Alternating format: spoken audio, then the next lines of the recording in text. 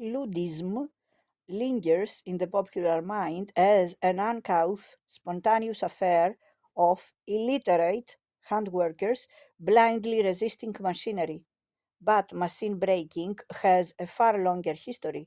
The destruction of materials, looms, threshing machines, the flooding of pits or damage to pithead gear, or the robbing or firing of houses or property of unpopular employers, these and other forms of violent direct action were employed in the 18th century and the first half of the 19th, while rattening was still endemic in parts of the Sheffield cutlery industry in the 1860s.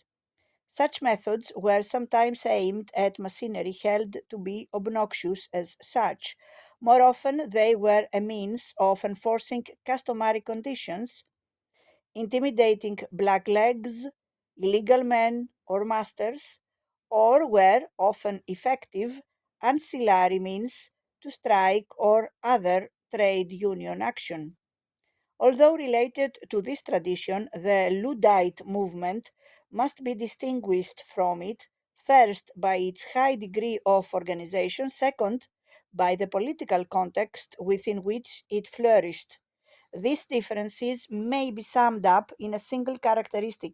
While finding its origin in particular industrial grievances, Luddism was a quasi insurrectionary movement which continually trampled on the edge of ulterior revolutionary objectives. This is not to say that it was a wholly conscious revolutionary movement. On the other hand, it had a tendency towards becoming such a movement, and it is this tendency which is most often understated.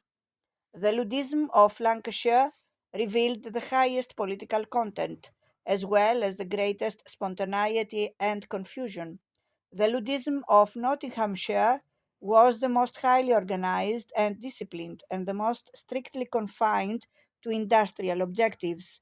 The Luddism of Yorkshire moved from industrial to ulterior objectives.